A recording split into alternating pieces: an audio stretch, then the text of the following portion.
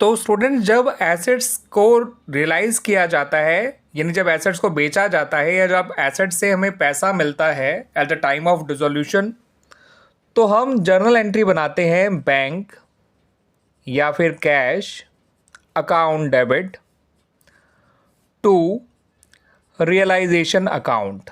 हम एसेट का नाम नहीं लिखा करते हैं क्योंकि एसेट का अकाउंट तो हम पहले ही रियलाइजेशन अकाउंट में डाल के क्लोज कर चुके होते हैं। अब चाहे कोई रिकॉर्डेड एसेट हो चाहे अनरिकॉर्डेड एसेट हो, अगर वो बेची जाएगी, उससे कोई पैसा मिलेगा फर्म को, तो यही एंट्री लिखी जाएगी, bank account debit to bank या cash account debit to realisation account. और एक बात ध्यान रखिएगा, यहाँ पर वो अमाउंट लिखा जाएगा जो इनसे मिला है। हम फ़ायदा या नुकसान नहीं देखेंगे कि एसेट को बेचने में कोई फ़ायदा हुआ या नुकसान हुआ। आपको जो अमाउंट लिखना है वो जितना पैसा इनसे रियलाइज हुआ है, जितना पैसा इनसे रिसीव्ड हुआ है, वो अमाउंट आपको लिखना होता है। ठीक है स्टूडेंट्स। उसी एसेट को अगर कोई पार्टनर टेक ओवर कर लेता है, ठीक है, अगेंस्ट हिज कैपिटल, तो उस पार्टनर का कैपिटल अकाउंट आपको डेबिट कर देना है। अगर एक्स ने टेक ओवर किया है तो लिखेंगे एक्सिस कैपिटल अकाउंट डेबिट। ठीक है स्टूडेंट्स। तो पार्टनर के कैपिटल अकाउंट को डेबिट कर देंगे, उस कंसर्न पार्टनर के कैपिटल अकाउंट को, और क्रेडिट आप रियलाइजेशन अकाउंट को ही करेंगे।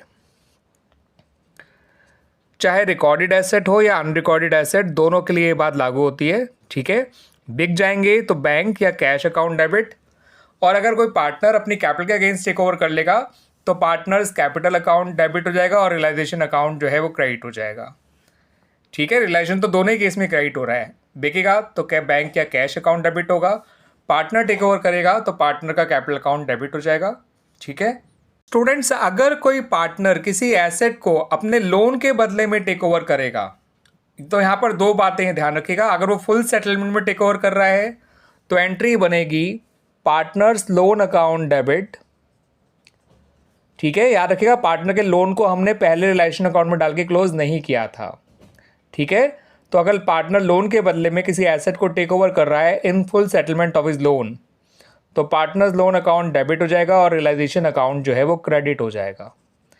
और इसमें अमाउंट कौन सा आएगा? जो पार्टनर का लोन का अमाउंट था वो वाला अमाउंट आएगा। ठीक है स्टूडेंट्स, एसेट का अमाउंट नहीं, पार्टनर का लोन अमाउंट। लेकिन वो अगर अपने इस एसेट को पार्ट सेटलमेंट में टेक ओवर कर रहा है तो पार्टनर्स लोन अकाउंट डेबिट होगा, रियलाइजेशन अकाउंट क्रेडिट होगा, और बैंक या फिर कैश अकाउंट जो है वो क्रेडिट होगा।